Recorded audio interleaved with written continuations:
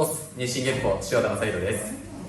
久々に動画を撮ります。そうですね。で、最近翻訳をね、動画を始めまして、藤井さんは中国語の反対文、反対文、はい、そうですね。はい。をやっていただいて、あとフランス語、ロシア語、スペイン語、ポルトガル語に、訳して発信しています。藤井がそれを翻訳してなかったです。藤井さんは中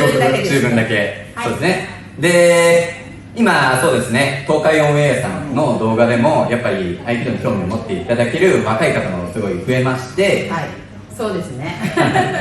で、非常にありがたいことで、で、今ね、僕はちょっと武道マニアックっぽいちょっと動画を送ってるんですけども、はい、今日は藤井さんも何を撮るか分かってないですけども、なんでそう小さい人が大きい人を動かせるかっていう話を、初心者向けにしたいと思います。はい、で、藤井さんもね、最初動画撮った時は茶帯でしたけども、今黒帯になっていろいろ分かってると思いますが、強くなるちょっと一つポイントを今日は教えたいと思います。構えをするときに、僕たちはこうやって構えるんですけども、最初普通の人ってこの肘のこの出っ張りが、外に向いちゃってたりするんですよね。で、外に向いてしまうと、やはりこの腕で、相手の力を支えるようになってしまうんですよ。ちょっと一回構えてもらえますか。構えますよね。で、この肘の出っ張りがちょっと外に向ける。藤井さんはちょっともうできてますけども、で、ちょっと押すとですね、どの辺に力がかかりますか。やっぱこの辺にかかってしまうんですよ。ここが疲れますよね。疲れますよね。だからそうするとやっぱり腕力だけの世界になってしまうので、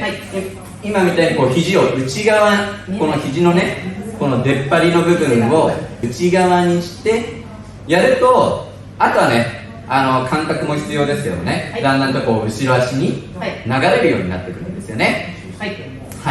なので、例えば、こう持ちますよね。腕力でやってるとやっぱ相手を動かせないんですよね。でも肘が内側になっていると、ここの広背筋とかその体の胴体の力を使えることができるので、相手が寄ってきてくれるんですよ。動きましたで、また相手がね、動く前に自分が動いちゃうと、ほら自分の軸も崩れちゃうでしょ。だから肘を内側にすることは非常に大事で、こうね、寄ってきてくれるんですよ。で、これはすごい覚えておいていただきたくて、例えば後ろ技両手持ちの、今片手でやりますけども、この時も大抵こう上げようとして体重が乗っかられてしまって三頭筋に力がかかってしまう、なので今のこの肘のこう出っ張りをねしながらやるとね、何も負荷がなく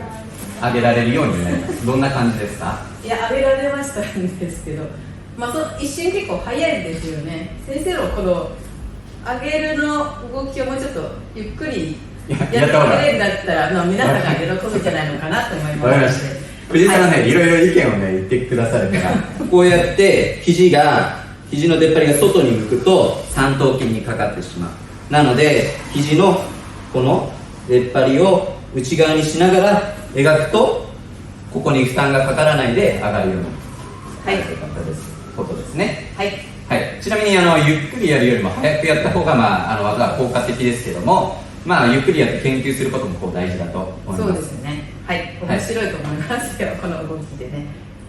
で、今ね、動画はね、10分以内で収めるようにこれからしたいと思うので、で、皆さんもこう、一つ、いろいろな、ね、先生方の意見があると思いますから、それを参考にして試してみて、自分の研鑽の一助にしていただければと思います。バイバイ。